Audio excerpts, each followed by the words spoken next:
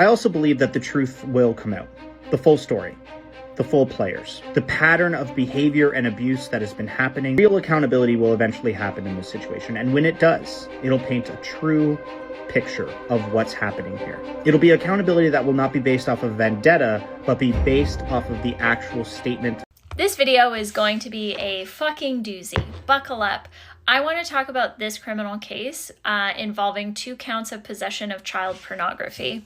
I'm about to dox a TikTok content creator because my moral compass says it's not doxing if you've harmed kids. That criminal conviction belongs to Chris, who we here on TikTok know as Pathtowhere. Pathtowhere is a political TikTok content creator with a following of over 70,000 followers.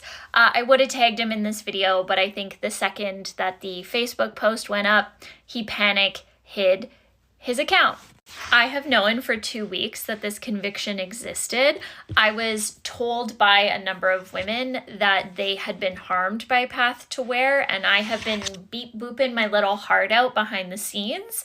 This man has very successfully hidden his digital footprint, but I ultimately was able to eventually find his full legal name, confirm his address, do a criminal record check, find the criminal record, and then did my due diligence in ensuring that there was no one else in that geographic area with the same name, same birth year, who could be mistaken for Chris, aka Pathtowhere. I am incredibly confident in telling you that this criminal conviction belongs to TikTok content creator Pathtowhere. This is not a gotcha video. This is not a win in any way, shape, or form. This tells me that we are not doing a good enough job of policing progressive spaces ourselves because we've made seats at the table for people like this. Now, when I began looking into this man, a number of red flags were going up besides the conversations that I had had with women. The degree I had to go to find his information was astronomical because he has worked tenfold to hide his digital footprint. I find it incredibly concerning and incredibly alarming that somebody who was convicted of possession of child pornography in 2020 has created a following of 70,000 people here on TikTok and also uses TikTok as a method to get women. This is dangerous, this is scary, this is super gross and super yucky, and my gut is telling me that a number of people who have been screaming so loudly in defense of Pathtowhere do not know that this criminal conviction exists. If you do know and you're still choosing to align yourself with him, please kindly fuck right off.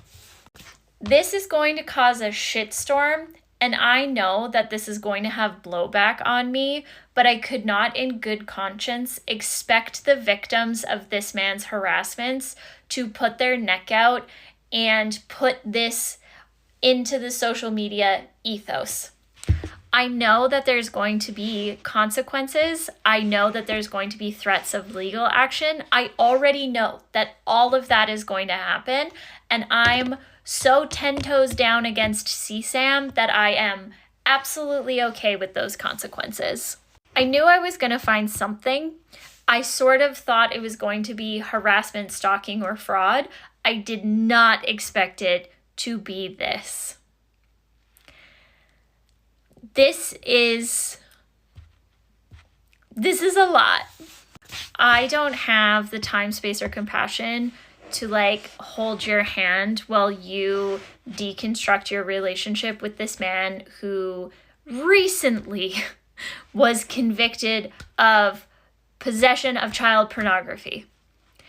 I don't want to hold your hand through this, and that is something that you need to figure out. These are bridges that you have burned, and you're going to have to eat your words and say you're super sorry.